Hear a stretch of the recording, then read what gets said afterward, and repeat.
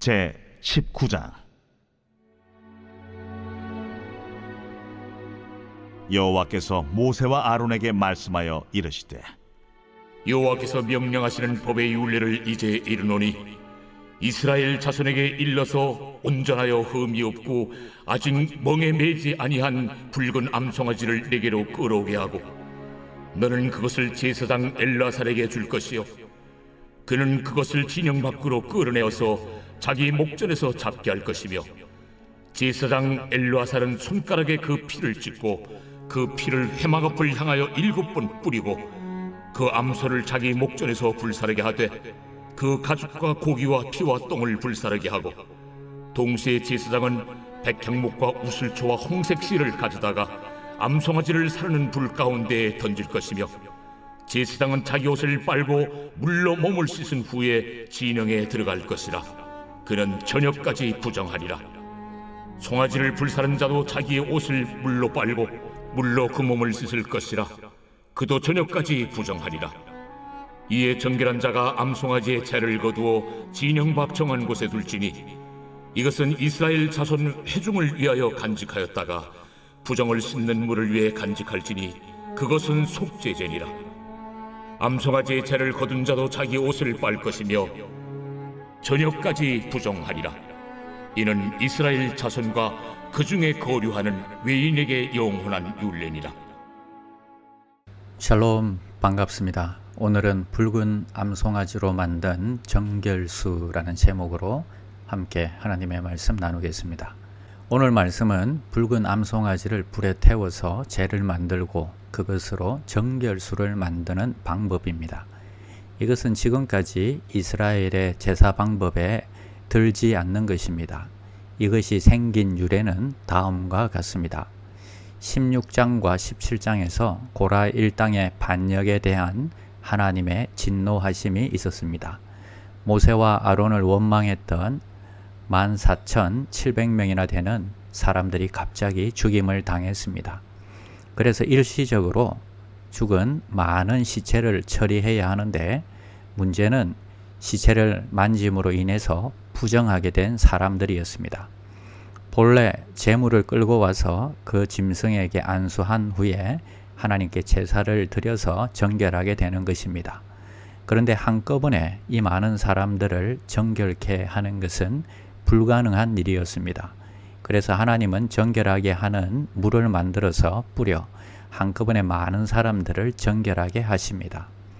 흠이 없고 아직 멍에를 매지 않은 붉은 암송아지를 백향목과 우슬초와 홍색실을 취하여서 함께 불에 사르게 했습니다. 이렇게 태워서 만든 재가루를 가지고 흐르는 물에 타면 정결수가 만들어지는 것입니다. 이 붉은 암송아지는 예수 그리스도를 예표하는 것입니다. 그것이 온전하고 멍에를 메어 보지 않은 송아지라는 것은 예수 그리스도의 완전성과 순수성을 설명하는 것입니다. 암송아지를 짐 밖에서 잡았다는 것은 그리스도께서 우리의 죄를 지시고 성박 골고다에서 죽으실 것을 의미하는 것입니다. 그러나 이스라엘의 극단적인 메시아주의자들은 다르게 이해했습니다. 그들은 다시 성전 예배를 드려야지 메시아가 온다고 믿고 있었습니다.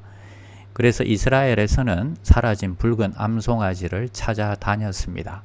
그리고 미국 텍사스에서 붉은 암송아지를 생산하는데 성공하게 됩니다. 이렇게 생산된 1년 된 붉은 암송아지 5마리를 작년 2022년 9월에 이스라엘로 보내게 됩니다. 그리고 성전 기물인 떡상과 금촛대, 노제단 등 이런 기물들을 다 만들게 됩니다.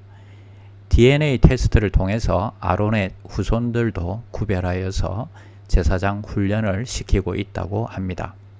그들에게 이제 남은 것은 모리아 산에 세워진 이슬람의 성지인 황금 사원, 즉 오마르 사원만 그들이 헐고 이곳에 제3성전을 건축하면 언제든지 제사를 다시 드리게 됩니다.